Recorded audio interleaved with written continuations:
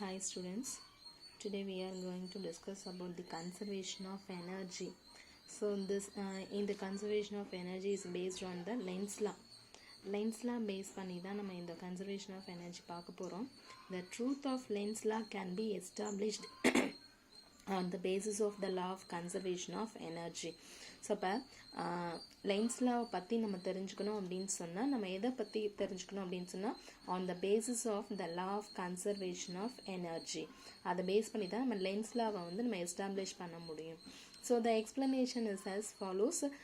According to Lenz law, when a ball magnet, according to Lenz law, when a magnet is moved either towards or away from a coil, the induced current produced opposes its motion. So what is the Lenz law? Lenz law states that the induced current எதனால produced ஆகுதோ அந்த ரீசனை இதை என்ன பண்ணும் அப்போஸ் பண்ணுன்னு சொல்லி பார்த்தோம். So அப்போஸ் பண்ணோம் அப்படின்னும் பொழுது அதுலேருந்தே நமக்கு தெரிஞ்சோம். Lenz law states that the direction of induced current is such that it always opposes the cause responsible for its production. So எதனால் அது ப்ரொடியூஸ்டு ஆகுதோ அதை வந்து இது என்ன பண்ணும் அப்படின்னு சொன்னால் அப்போஸ் பண்ணும் அப்படின்றது தான் Lenz law. So the direction of induced current is such that it always opposes the cause responsible for its production. ரைட்டா, எதனால் ப்ரொடியூஸ் ஆகுதோ அதை வந்து இது என்ன பண்ணுது அப்போஸ் பண்ணுது. ஸோ அப்போ அந்த அப்போசிங் தான் இங்கே என்ன பண்ணும் அப்படின்னு சொன்னால் காயிலை விட்டு வெளியில் போனாலும் சரி காயிலுக்குள்ளே போனாலும் சரி. ஸோ ஒரு மேக்னெட்டு நம்ம யூஸ் பண்ணிகிட்டு இருக்கக்கூடிய சர்க்குலேட்டட் காயிலுக்குள்ளார போனாலும் சரி காயிலை விட்டு வெளியில் வந்தாலும் சரி இன்டியூஸ்டு கரண்ட் ப்ரொடியூஸ்ட் ஆகும். அதுக்கான ப்ராசஸ் என்னன்னு நமக்கு தெரியும். மேக்னெட்டில் இருந்துட்டு மேக்னெட்டிக் லைன்ஸ் ஆஃப் ஃபோர்ஸ் வரும்.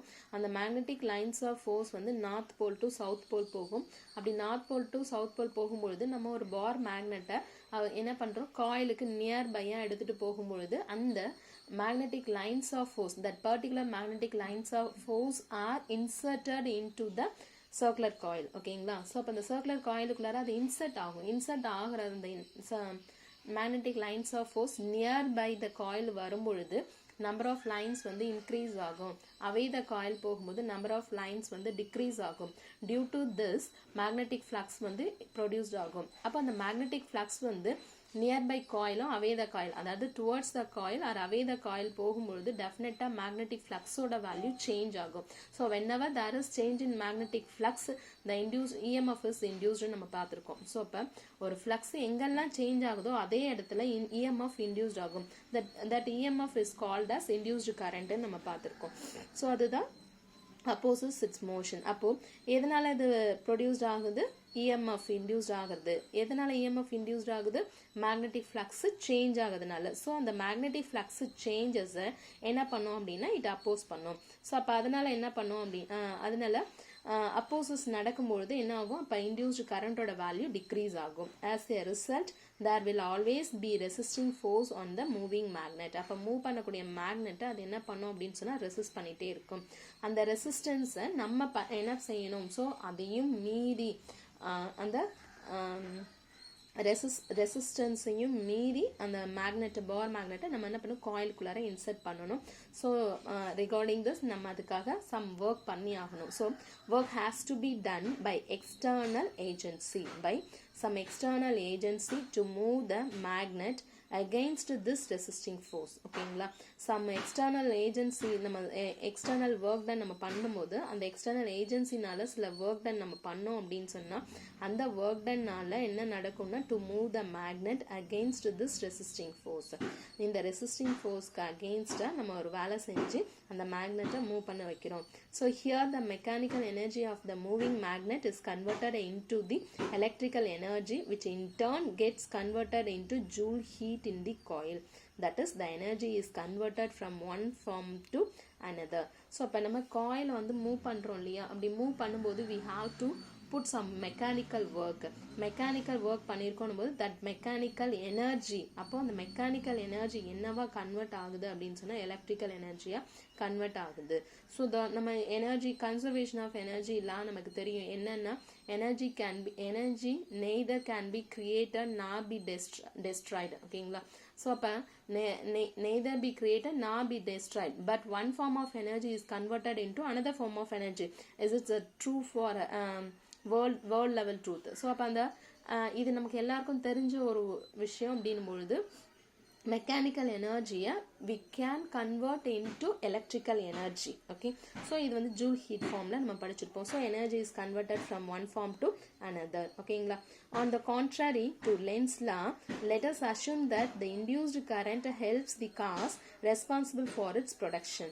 so அப்ப அந்த induced current என்ன பண்ணு அப்படின்னா helps the cause responsible for its production. எதனால அது produced ஆகுது அதுக்கு இது responsible இருக்கும். now when we push the magnet little bit towards the coil, the induced current helps the movement of the magnet towards the coil. then the magnet starts moving towards the coil without any expense of energy. This then becomes a perpetual motion machine in practice. In practice, no such machine is possible. Therefore, the assumption that the induced current helps the cause is wrong. Thus, Lenz's law is an excellent example of conservation of energy. So, on the contrary of Lenz's law. So, Lenz's law பொறுத்த வரைக்கும் நம்ம opposes, அதாவது எதனால அது produced ஆகுதோ அதை அப்போஸ் பண்ணணும்னு சொல்லியிருக்கோம்.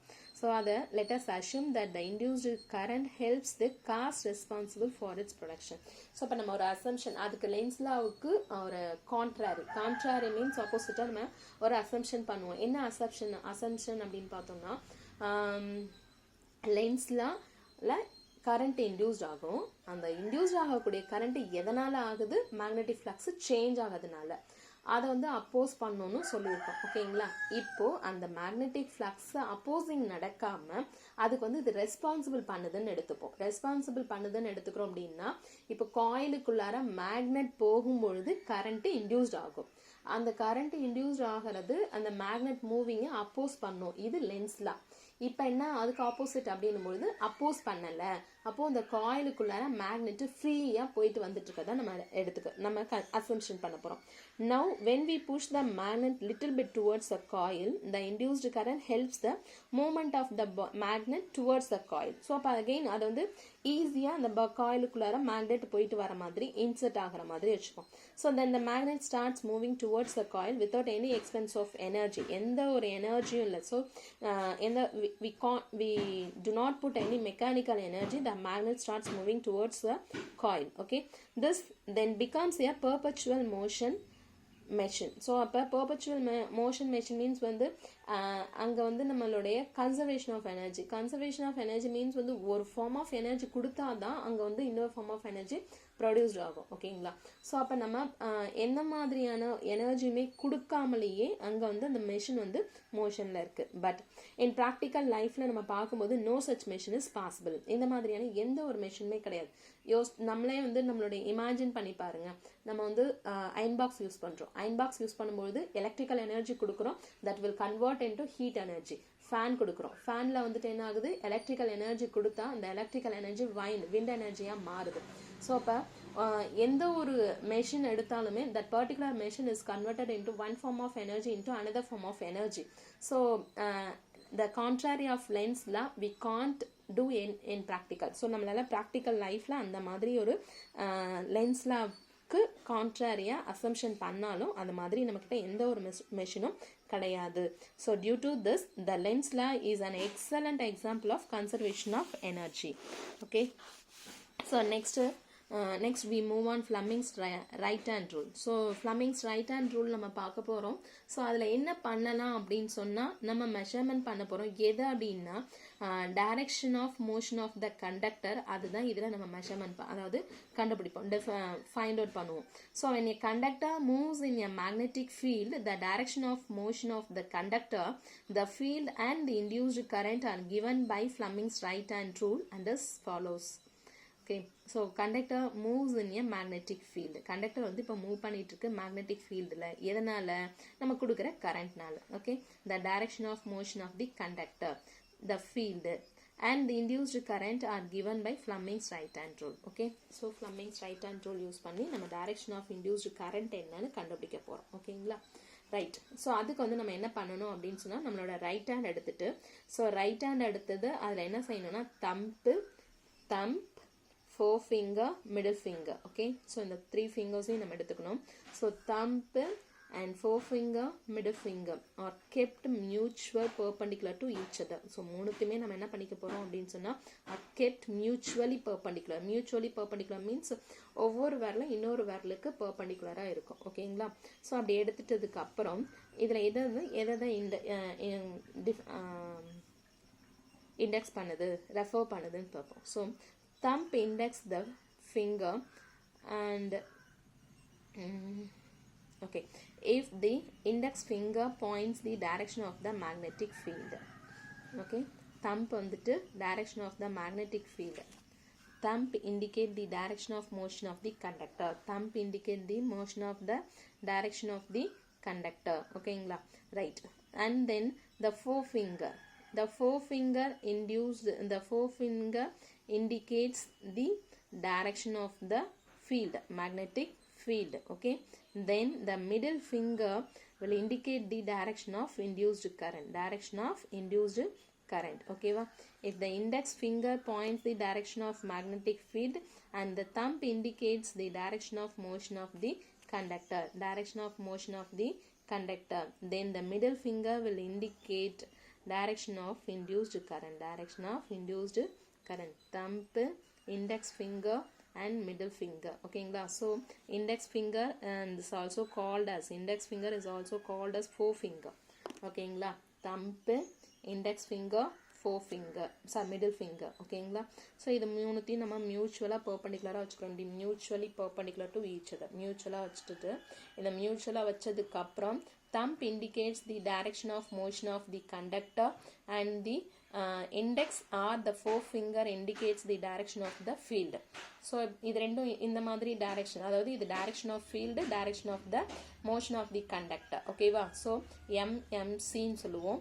MMC means motion of the conductor, magnetic field and then current. ஓகேங்களா? motion of the conductor, direction of motion of the conductor, direction of magnetic field and direction of induced current. so MMC ன்னு சொன்னா நம்ம mind ஈஸியாக ஞாபகம் வச்சுக்கிறதுக்காக.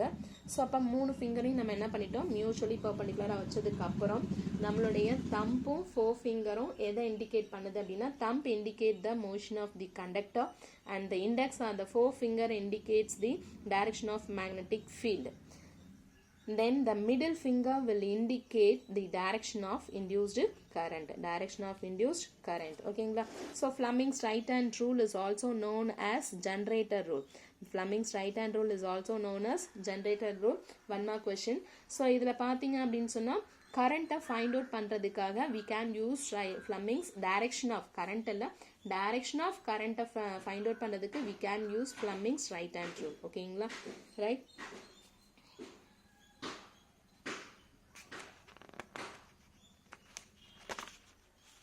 Thank you students.